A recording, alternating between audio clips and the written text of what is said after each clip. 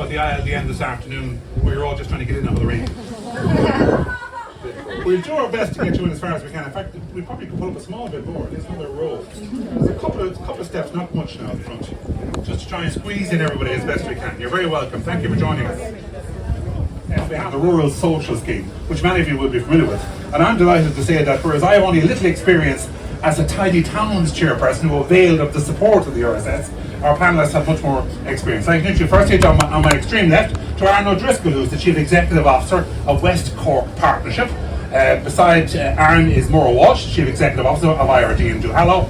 And finally beside me, the Minister responsible for this particular area, Minister Joe O'Brien of the Green Party. Welcome to our panel this afternoon.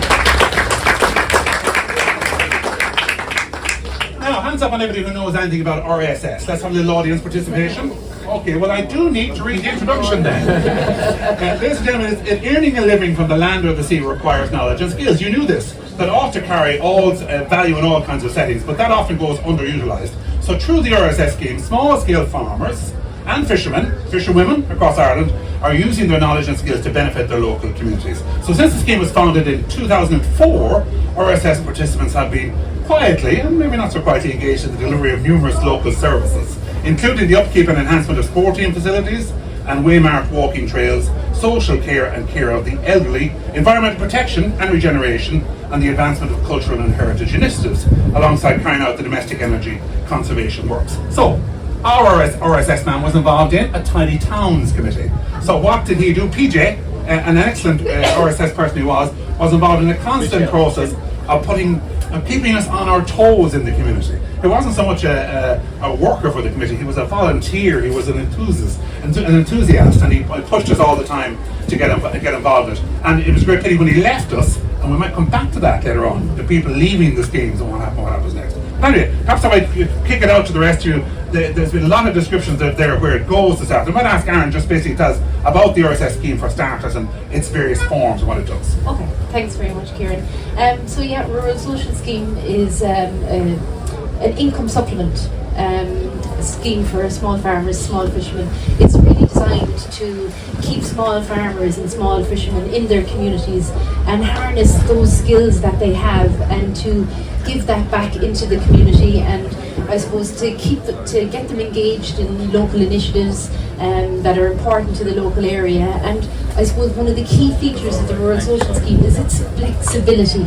And a participant would work 19.5 hours per week, but it's on top of what they do at home, on top of their farming, on top of their fishing. So it works around that schedule for them, and that's what they see as one of the key benefits for them, because they can keep farming and they can keep fishing, and it can top up that income that they're making off of the small farm or their boat. Is there a fixed level of contribution to them on top of another payment, or how money-wise does it depend on their own status, on individual situation? Everybody's circumstances are different. You have to, in order to qualify for the scheme, you need to be in receipt of a qualified social welfare payment, such as job seekers allowance, disability allowance, a farm assist, fish assist, correct? And you have to, so there's a couple of other eligibility criteria. You have to have a minimum of 1 hectare of land, or you have to own your own fishing boat. And the herd number, of course. And the herd number, and you have to have applied for the single farm payment application as well.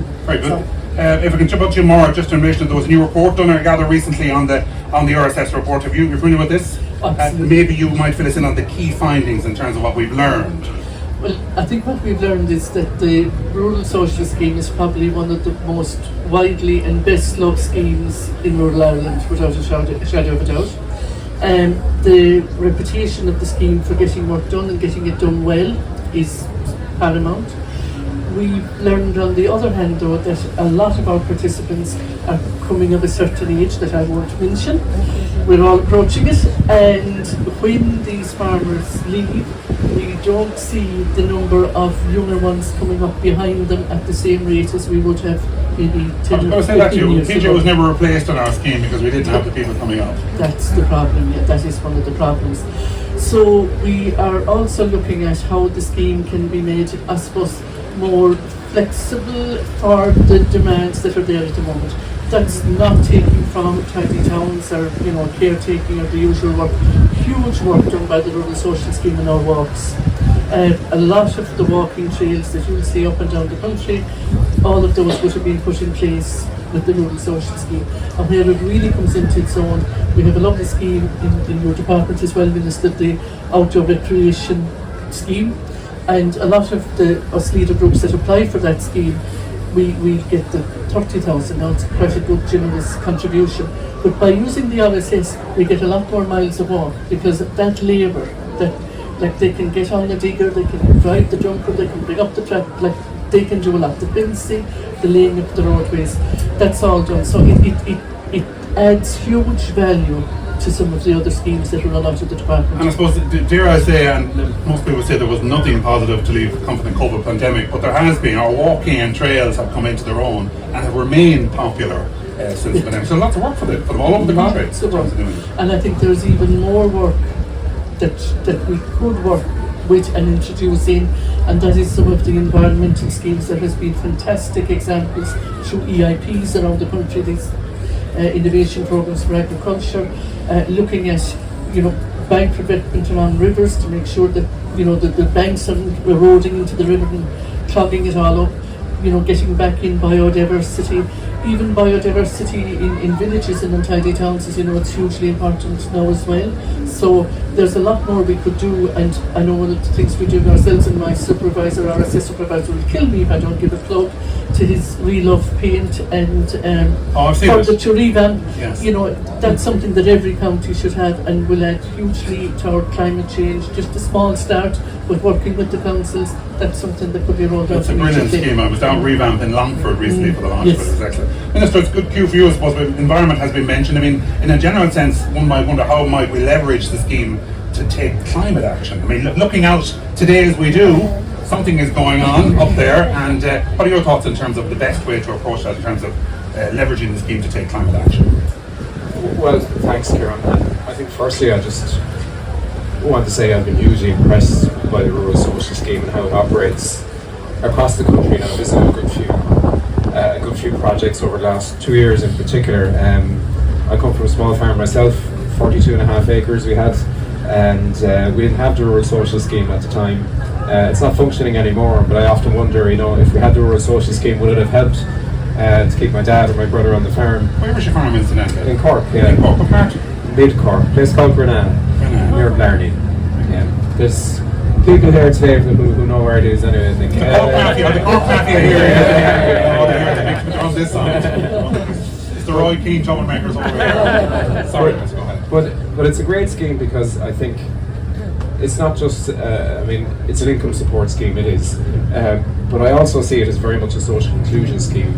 And also from what I've seen as well, it's a mental health support. I've been to a couple of places where it's very clear from some of the participants I met, and this was actually coming out of COVID as well, that if they didn't have the Rural Social Scheme and the pub was closed, there'd be very little for them to get them out the door during the day as well, and into any kind of social situation as well.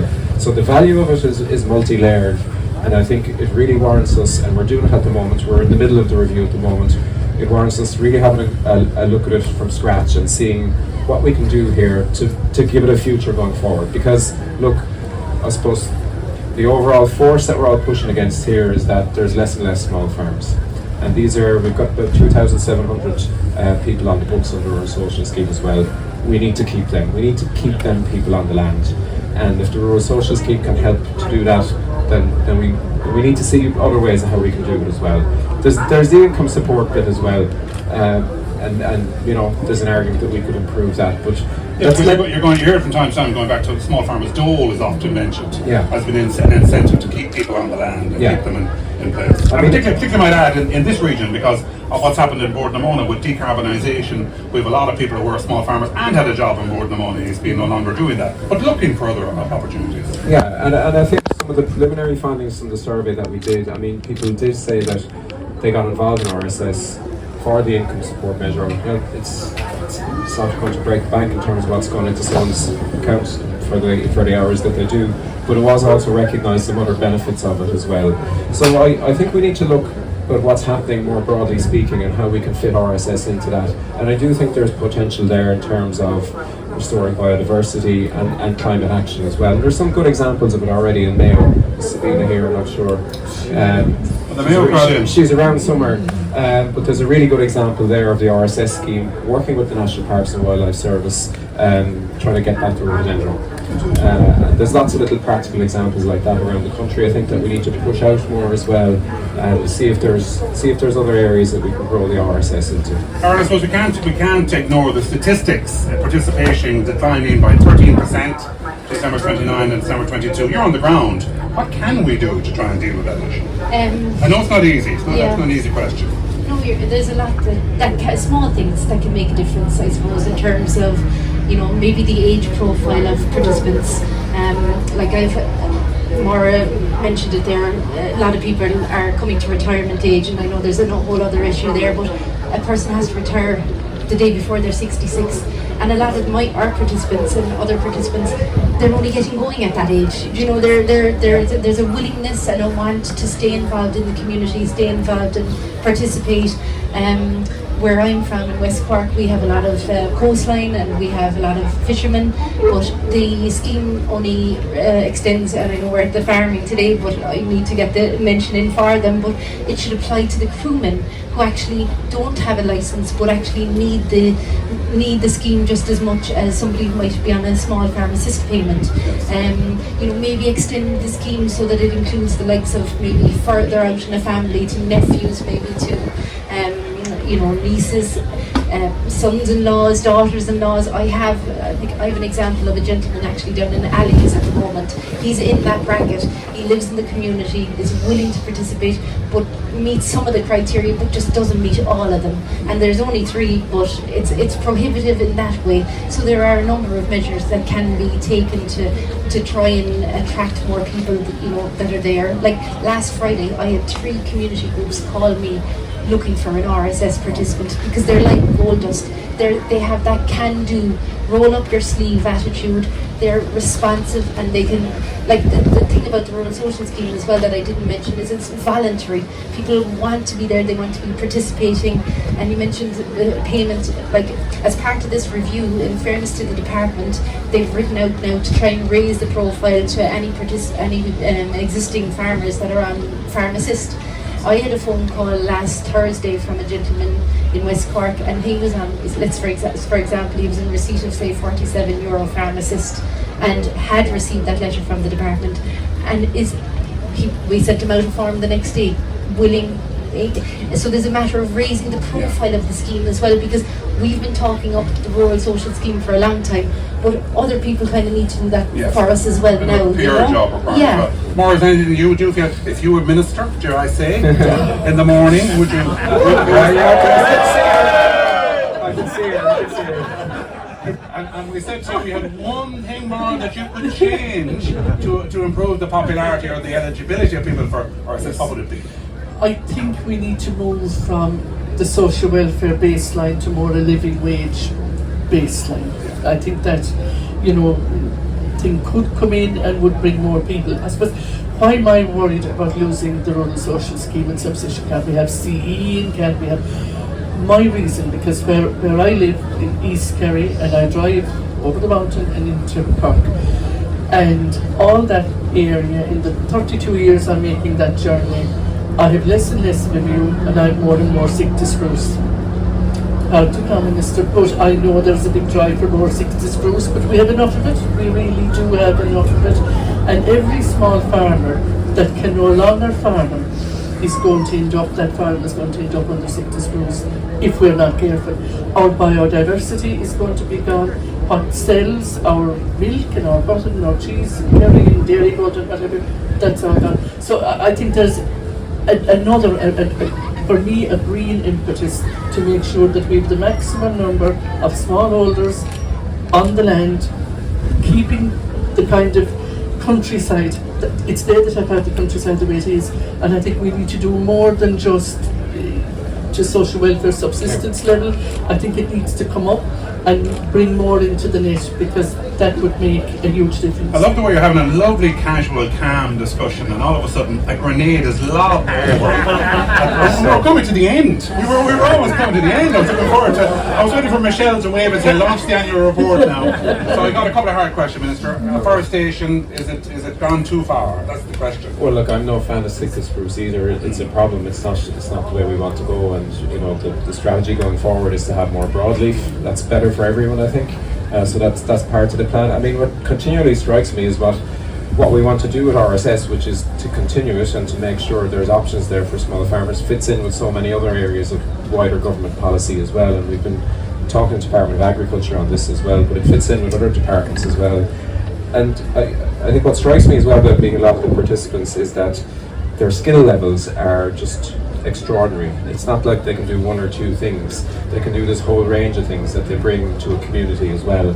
So look, me as Minister for Community Development, I'm looking at every way to not just I suppose maintain and support communities, but to build them as well. So we need these skillful people involved at a community level as well, so that others can learn from them. What's the one? I mean, I know it's not necessarily for you and your brief either, but it comes up all the time. 66 retirement age. When are we going to do something about that? We're telling CE people they have to go.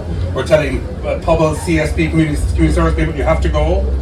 Is there a need for a broader view in terms of our strategic planning going forward on that age and increasing it? Well, there's big planning ahead with pensions more broadly speaking, but the link there is it's the pension link, it's the pension age link. And at the moment, all those. So if you're prepared to wait till 68 or 65 for the pension, we'll be able to extend it. Well, so the question is, do we break that link there, and then it becomes something different? I mean, this is a scheme of the Department of Social Protection. There's been arguments before that maybe it belongs in a different department, and I'm not going to dig that argument up here. But look, at the moment we've 2,700 farmers. We've an annual budget of 50 million. We've got enthusiasm going forward as well, and we're at a place where we're trying to see about how we can make sure that this maintains going forward, but and how it can help us do the other things in society we wanted to do as well. So, the review is midlife at the moment. We're doing workshops in Roscommon and Charleville next week, and then after that, I think we'll stop the intake. And we have a steering committee as well, which both the ladies are involved in, and we'll need to kind of plot the course going forward. Let's be positive and looking forward in terms of getting the word out. You say we need to get the brand out, what can we do in terms of getting that image out? Information, an education campaign, are we doing enough? Do people know it exists? Yeah, well look, communities certainly know that it exists because they realise the importance of it if they've lost a participant or if they've got a participant. I suppose we do need to build the profile of the scheme. I can give plenty, as part of this review, fed back some case studies. One that comes to my mind is a men's shed down in Allahy's, and Allahy's is about 2 hours from our office in Clonakilty during the summer. So the chair is a rural social scheme participant.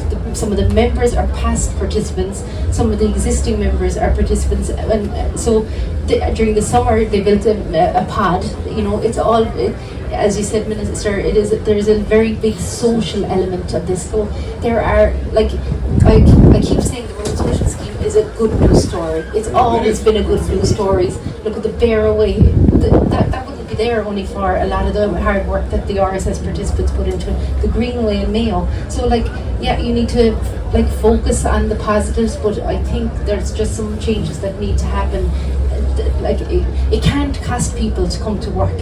We cover a lot of West Cork, and for some people to go to work, especially with the cost of living at the moment, the top up is just it's not doing it for them, and I know it's changed from person to person, but I think of the two scheme, for instance, which operates just be about €20 top up. It's the same. It's 27.50. 27. So you see the point. It's not going to make a difference, a huge difference. It's hard for me to convince a person who's in receipt of maybe €200 on Farm Assist to come onto the rural social scheme and get an extra $27.50 for working 19 and a half hours a week. I can sell the rural social scheme to anybody who listens to me, but you have to make it some bit attractive for them as well. Yes, there is a social element. It opens up doors and networks for them, but at the end of the day, like myself, they're wondering what's in their pocket. What have they got to spend? And I did read someplace, Minister, we had some funding available in the Exchequer. Did mention there was a possibility of putting some funding. Is this an area that might attract the Minister for Finance shortly? You're asking me? Let's strip more of your ministry again, Maura. Yes, to the Minister, Maura. Sorry. We're 3-4 weeks out, so I'm keeping it tight in terms of what our plans are for the budget. But I can tell you, I've been thinking very much about the RSS over the last while in terms of my interactions with other ministers. And it is popular. Maura, your last thoughts on this before we move on? To make it more attractive for farmers, I think we need to start. We need to get our review done, and I see the chairman of the review here, Kathleen Second. She was telling me earlier we need to get the review done. So she means business. We need to get the word out there then that RSS is not, it's not a last resort. It should be a first resort for smallholders in rural Ireland. We know the quality of the work is good, we know all the positives, but we need to get a positive campaign going because I think it might have suffered a bit of negativity, so we need to get that going, and we can do that. We can do that in ILD and we can do that across all the groups. I think maybe highlighting some of the work and letting people see, farmers see, and their spouses and their children, that there is more to be gained. As you said, I share that with you. The farm I grew up in is no longer being farmed, and I think if that scheme was there at the time, and if there was a bit more, encouragement and maybe bits to encourage people in, things could be different. And I know where you're coming from. It's not easy going on then when you look at that. Yeah. Well, I suppose some might say it might be a good time for somebody like my old employers nationwide to come along and start focusing on the work. They do it for tidy towns, and I imagine a lot of workers are probably RSS workers there as well. We would welcome them, Give it a chance to. Okay, ladies and gentlemen, just a show of hands, anybody who has an RSS person in their community working at the moment, raise their hands, please. There you go. So they're out and about. They are successful, even with the decline of numbers. If you're not in Dublin, they all do. I think there's one or two in Dublin. That's plenty. That's plenty. Ladies and gentlemen, I want on your behalf to thank our panel. The Minister O'Brien's going to stay with us, but I'd like to thank on your behalf Maura Walsh, Chief Executive of IRD Duhallow, and Arran O'Driscoll from the CEO of West Cork Partnership for joining us this afternoon.